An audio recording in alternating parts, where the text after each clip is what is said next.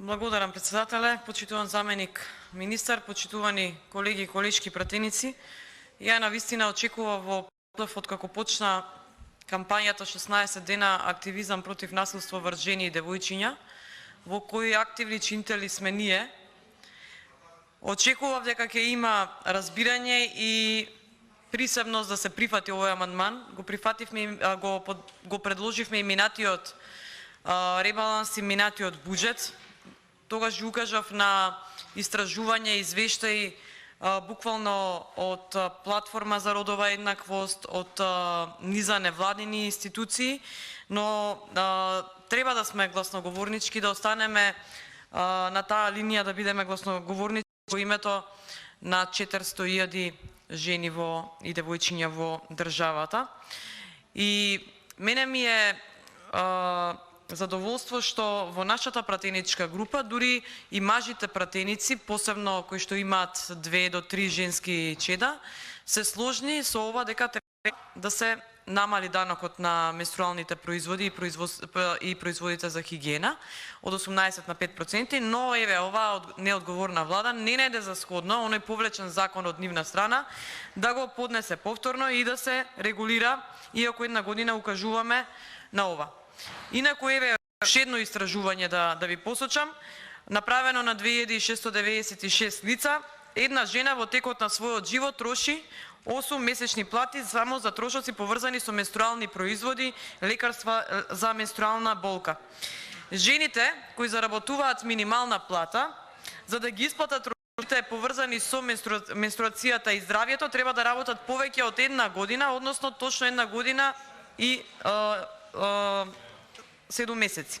Според студијата што ја спомнав пред малку, со наслов Менструална правда, и тогаш цитирав од ова истражување, проценка на состојбите со менструалната сиромаштија и препораки за унапредување на политиките, замислете 77% од анкетираните жени и девојки трошат од 101 до 400 денари месечно на производи за менструална хигиена, понекогаш 39% од нив купуваат поевтини производи за менструална хигиена од оние што им се најдобри.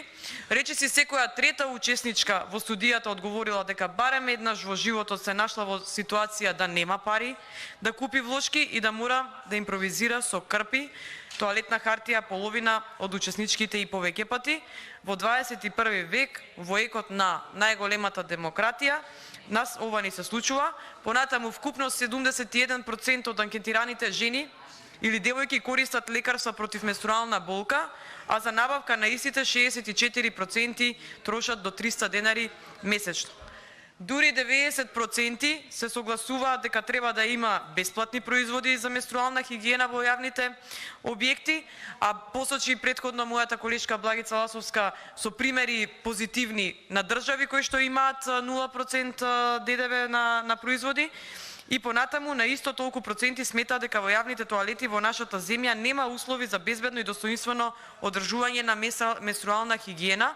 Ако се потсетиме на податоците на отприлика 70 училишта нема реновирани тоалети низ државата, каде што нема основни услови за општа хигиена, а не пак за менструална хигиена, нешто што е поспецифично и нешто многу посензитивно и осетливо. Од податоците на анкетата произлегува дека во просек жените и девојките трошат по 265 денари на производи за менструација. За илустрација, годишните трошоци за обезбедување на менструални производи представуваат 0,08% од вкупните расходи планирани за буџетот на Република Македонија тога за 2021, значи помалку од 1%.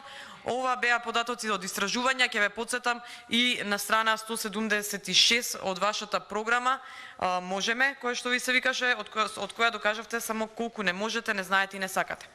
Таму сте ветиле вака: истражувањата на граѓанскиот сектор за менструалната хигиена на жените и девојчињата покажуваат дека дури 15% од нив не може да ги користат потребните хигиенски средства при менструација. Менструалните производи не се луксузна стока и треба да бидат достапни до сите девојчиња и жени.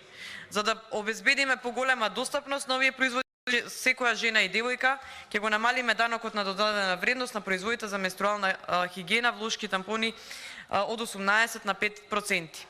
Еве, овој наш амандман сушност ви е можност да го реализирате ветеното, затоа што нели зборот е збор. Сметаме дека од буџетот од 5,3 милиарди евра жените и бојките заслужуваат менструална правда и затоа апелираме за поддршка на овој амандман.